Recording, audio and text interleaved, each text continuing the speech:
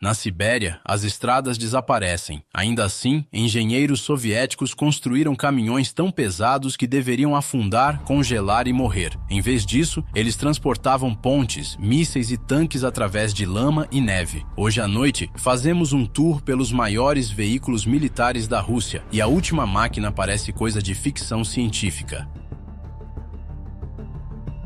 KRAZ-255. Os planejadores da Guerra Fria tinham um pesadelo. O que acontece quando o mapa diz estrada, mas o terreno diz não? É aí que o KRAZ-255 aparece. Ele não foi projetado para parecer bonito. Foi projetado para continuar se movendo quando tudo o mais para. Sob aquela carroceria alta e robusta, havia um motor diesel V8 de 14,9 litros produzindo 240 cavalos de potência, ajustado para torque, não velocidade. Essa coisa foi feita para rebocar obuseiros, arrastar reboques pesados e transportar equipamentos como pontes móveis por longas distâncias sem se desmontar. Um câmbio manual reforçado de 5 marchas, tração permanente 6x6 e suspensão pesada mantinham sua estabilidade quando o terreno se transformava em sulcos, gelo ou pedras quebradas. E um de seus truques mais terríveis, seus pneus superdimensionados podiam ser esvaziados manualmente para ganhar mais tração na lama, areia ou neve compactada. Ele serviu em regiões brutais, movimentando tropas e equipamentos de engenharia, e alguns foram até convertidos em plataformas móveis de radar e comunicação posteriormente. Décadas após a Guerra Fria, muitos ainda rodam em trabalhos civis pesados, o que diz tudo sobre o quão superdimensionado ele era. E se o KRAZ-255 parece durão, o próximo caminhão parece feito para carregar os segredos de uma superpotência, MAZ-537. Se o KRAZ-255 é o brigão resistente, o MAZ-537 é a peça pesada do xadrez da Guerra Fria. Construído no final dos anos 50 e produzido a partir de 1959, ele tinha uma missão clara: mover os equipamentos mais pesados e estratégicos que a União Soviética podia dispor. Isso não era apenas carga, era o tipo de equipamento ligado à dissuasão nuclear. A potência vinha de um motor diesel V12 de 38,8 litros, produzindo 525 cavalos de potência, com torque suficiente para rebocar tanques, plataformas de mísseis e cargas aéreas superiores a 50 toneladas sem parecer que estava sofrendo.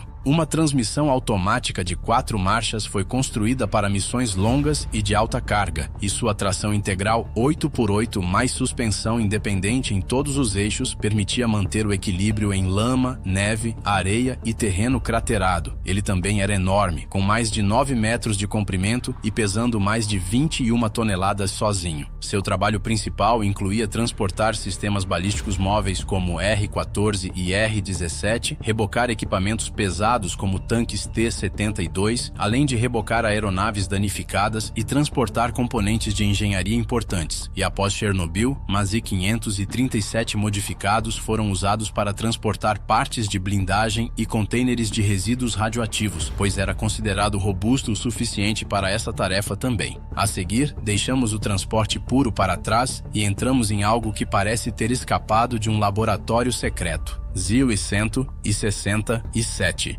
Nem todos os gigantes soviéticos foram feitos para puxar mísseis ou rebocar tanques. Alguns foram construídos para uma guerra diferente, a guerra contra o próprio terreno. O ZIL-167 foi destinado a lugares onde os mapas ficam em branco e rodas normais simplesmente desistem. Para isso, ele não dependia de um único motor. Transportava 2 motores V8 a gasolina de 7 litros, trabalhando juntos para uma potência combinada de 360 cavalos. A ideia era simples: mais potência, mais tração e menos chance de ficar preso quando você está a dias de ajuda. Uma transmissão manual com relações de marcha focadas em torque ajudava a rastejar para frente em baixa velocidade, onde o controle importa mais que a velocidade. Com tração 6x6 e uma suspensão elevada, podia passar por mais de 1,5 metro de neve. E aqueles pneus de quase 2 metros de altura não eram só para efeito visual. Combinados com sua estrutura flutuante, permitiam que o veículo flutuasse parcialmente sobre pântanos e terrenos congelados instáveis. Ele também parecia irreal, com linhas arredondadas, uma cabine centralizada, janelas pequenas e uma pintura pálida que o fazia parecer uma máquina de um laboratório secreto. foi feito para a Sibéria e o Ártico, transportando equipamento para bases, torres e missões científicas. Chegou a ser considerado para uma ideia soviética de exploração lunar, mas foi considerado complexo demais para a produção em massa.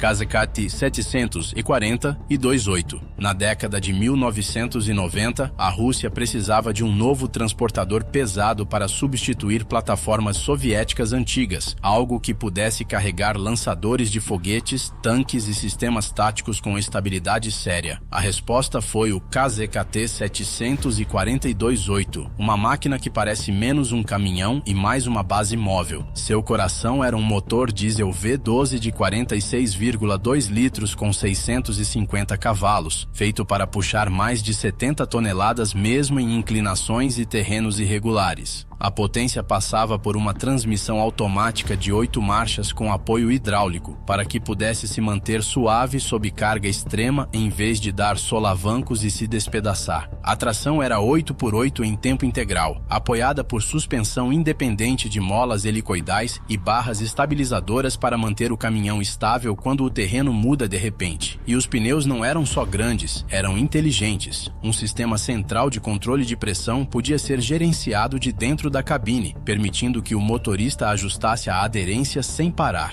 Visualmente era impossível de passar despercebido, com mais de 11 metros de comprimento, construído como uma locomotiva de estrada. Frequentemente transportava sistemas pesados de foguetes, como o BM-30 Smerch, rebocava tanques e materiais de construção entre instalações remotas e ajudava engenheiros a construir pontes ou pistas temporárias rapidamente. A cabine levava até 4 tripulantes com equipamentos de navegação, comunicação e até blindagem leve para zonas de baixa intensidade. Alguns foram exportados para lugares como Síria, Irã e Argélia, modificados para o calor do deserto, e muitos ainda estão em funcionamento devido à sua durabilidade e baixas taxas de falha. MAZ 7310.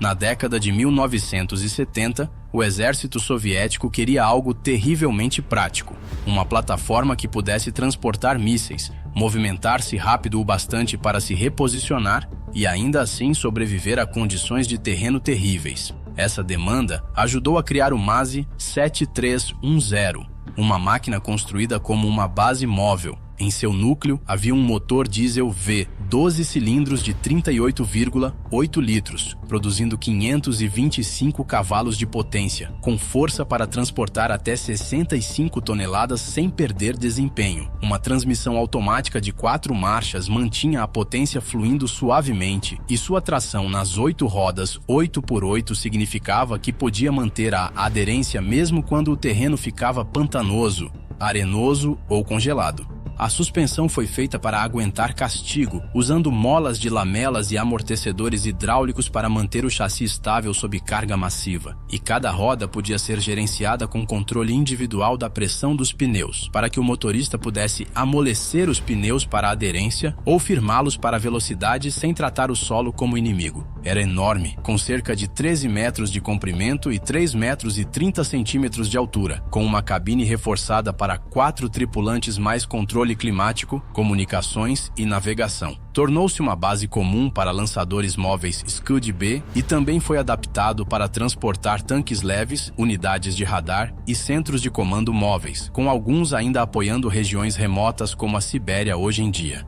Nuev K-714 soviético Oka. Na década de 1980, a tensão da Guerra Fria não era apenas sobre quem tinha o maior míssil, era sobre quem poderia lançar primeiro e desaparecer antes que alguém pudesse revidar. Por isso, os soviéticos desenvolveram o 9K-714 OK, um sistema móvel de mísseis feito para velocidade, precisão e surpresa, com a capacidade de transportar ogivas convencionais ou nucleares. Para transportar algo tão perigoso, o caminhão precisava ser mais do que forte, precisava ser difícil de ser detectado e rápido para se reposicionar. O veículo lançador usava um chassi reforçado, um motor diesel V, 12 cilindros com 650 cavalos de potência e uma transmissão automática, dando a ele uma aceleração séria mesmo enquanto transportava um míssil de 7 metros. Ele operava com tração 6x6 em tempo integral, com suspensão independente em todos os eixos, para que pudesse se mover pelas florestas, cruzar trincheiras e manter prontidão de lançamento em terrenos instáveis.